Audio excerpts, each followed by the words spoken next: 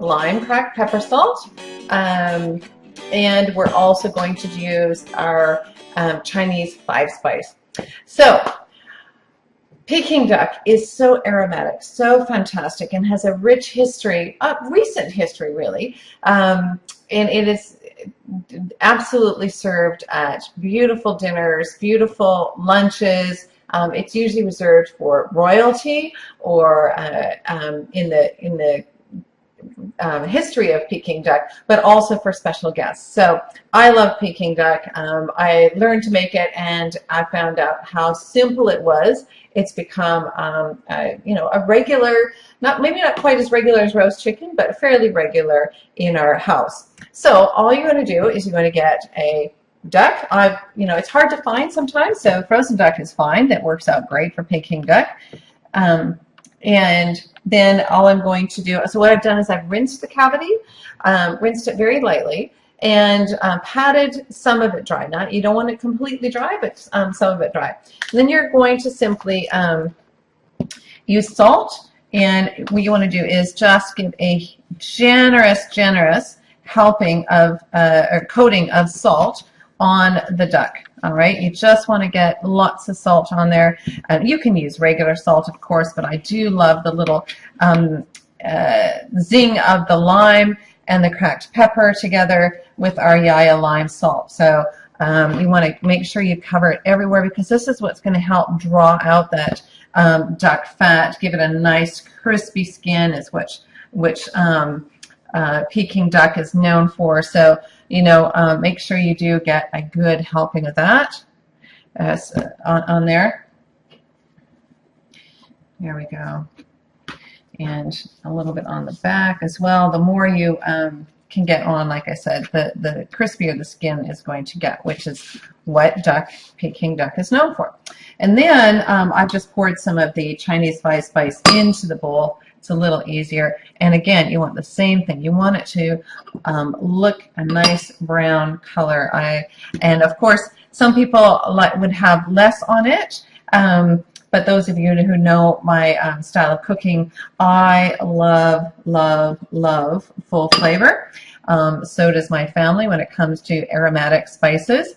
And this is full of aromatics. Now, Chinese 5-spice, the base is a really lovely fennel with some Szechuan pepper, cinnamon, cloves, and of course, the star of my show when it comes to the Chinese 5-spice is the star anise, or star anise, as some people call it as well. So that's it. There you have it. Beautiful, well-spiced Peking duck. Now, what I'm going to do is I'm going to put it in a 325 degrees Fahrenheit oven. And for Celsius, it's 170 degrees Celsius. I'm going to let that bake for about 2 hours. Just double check it. If it's not quite the crispy skin that I really want for the duck, I might blast it up to 200 degrees Celsius and 400 degrees or 400 degrees Fahrenheit. So follow this post. When we come back, we'll have this beautiful Peking duck, and we'll show you how to serve that as well. So see you when it's done. Man on Facebook. However, look at this. How gorgeous is this? Beautiful Peking duck. I've cut the legs and the wings off, and then when I've taken the rest of the meat, and what I like to do, and I saw this in London when we were just off Piccadilly Square in the little Chinatown there. What they did was they basically shredded it like shredded pork. So you just take your duck and you put all the meat in there that you like. I love the legs and the wings with all the crispy skin. So you just shred it. Put the skin in there as well and shred it.